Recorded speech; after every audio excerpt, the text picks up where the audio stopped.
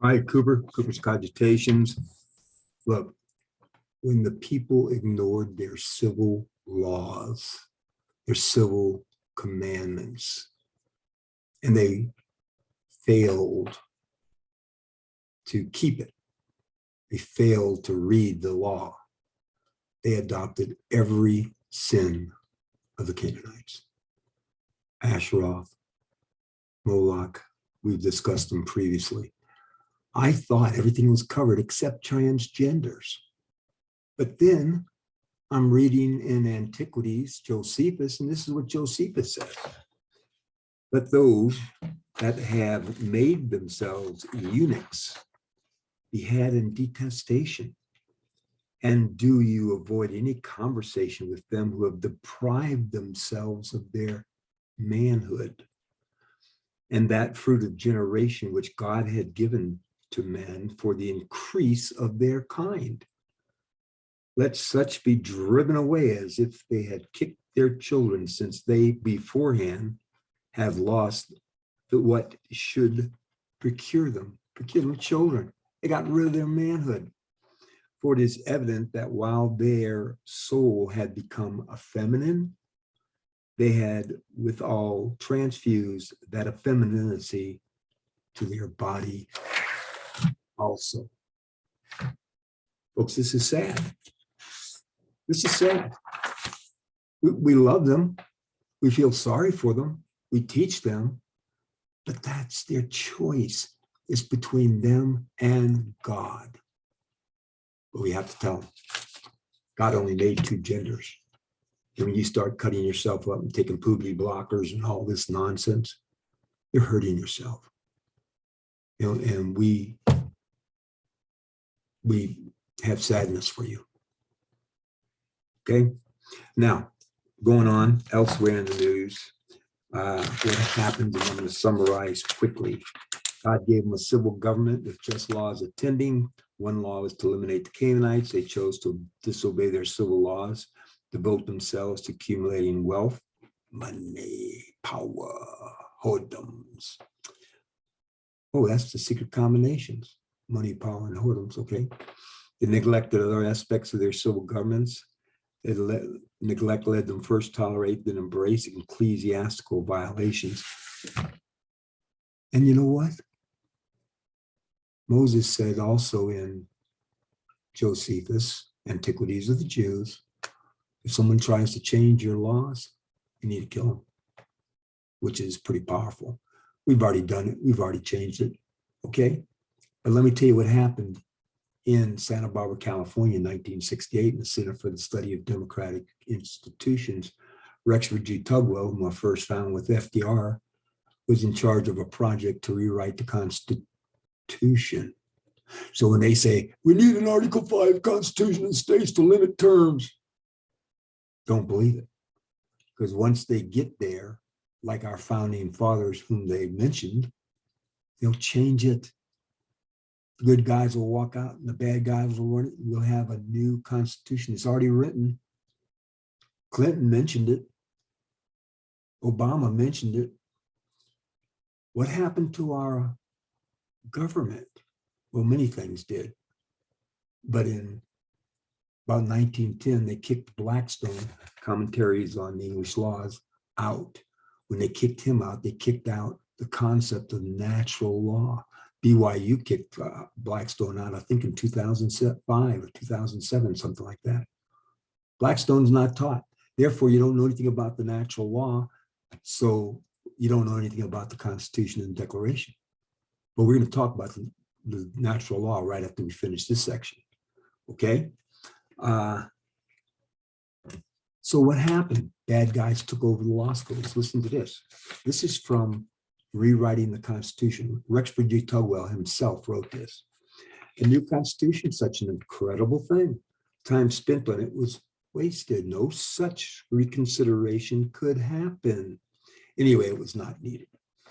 As might be guessed, these amused or indignant dissenters were mostly lawyers and political science, we'll have to throw in judges, engaged in the familiar effort to make the Constitution seem what they prefer preferred it to seem. Constitution's only, we interpret the Constitution of every generation.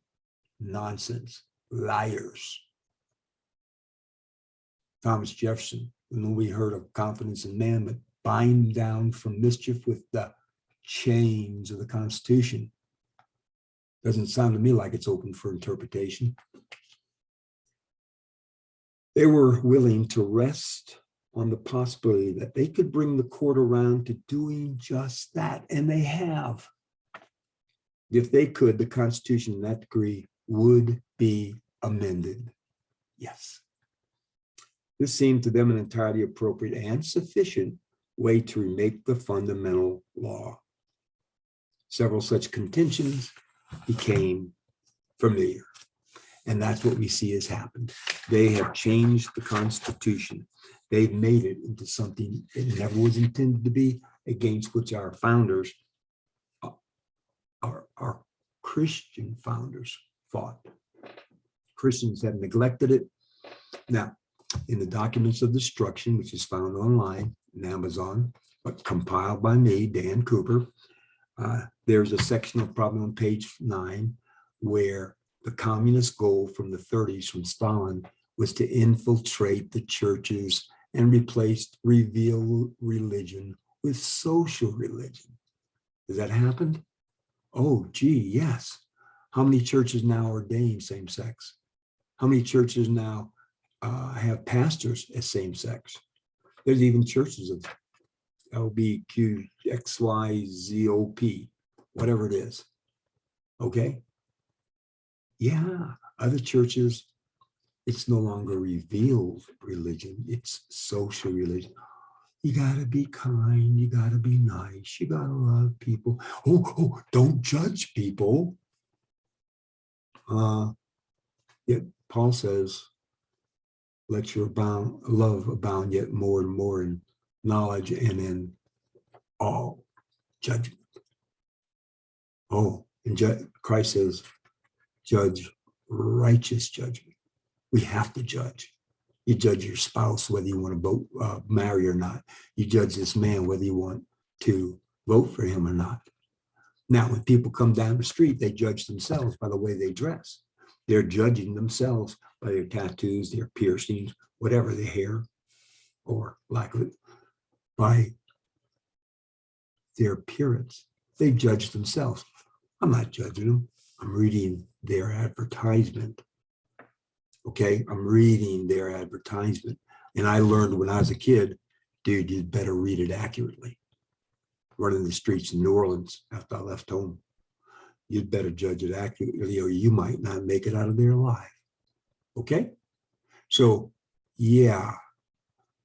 Now, if I'm at a nightclub and there's this lovely young lady over there with some wonderful clothing on, she's advertising, and I'm interested in it, or used to be. I'm no longer. See what I'm saying? You advertise what you are. All right. Thank you. Now, do I have anything else in this section? Yes. This is from Cleon Skousen. Okay. He says, if the Israelites had set up the most powerful nation on earth the way God commanded them, it would have stabilized the political economic affairs for all other nations. The Israelites would have repeated everything the city of Enoch had accomplished centuries before. For 365 years, it had stabilized the political economic structure of the civilized world during the Enochian age. Scripture says the fear of the Lord was upon all nations, so great was the glory of God, the Lord, which is upon his people. And the Lord blessed the land. They were blessed upon the mountains, upon high places, and did flourish. My question to you, Americans, Christians came to this land, this promised land. They recognized the Indians as being the lost tribes of Israel. They set up a constitutional government. Did people all over, the first written constitution in the world, did people all over the world set it up? Yes, they did. Many nations set up a written constitution. I don't know of any that has not. Okay, not only that, but you could see it during Trump's time. During Trump's time, He did a lot of good things that were constitutional, not 100% constitutional, but a lot of good things. We became the most prosperous nation in the world like we used to be. And guess what the world did? They elevated in prosperity. We had peace, and guess what the world had? Peace. North Korea took a chill pill. Over there in Afghanistan, things calmed down. Okay, China calmed down with Taiwan. Folks, we were a light on the hill. America is set to be the light on the hill. Nowadays, what's happened? Bad guys have taken over the government with the resulting economy crashed. We're looking at $10 for gas. Okay, war, this civil unrest all over the world, invasion all over the world. Taiwan's getting nervous.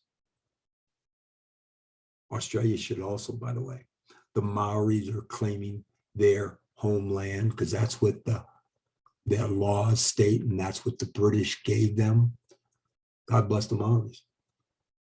So all I can say is, America, we failed. Can't change anything nationally. Try to change it locally. In America, read your scriptures every day. Pray and talk to God every day. And read the Constitution. That's part of your scriptures. Thank you. And I think we'll get to natural law next.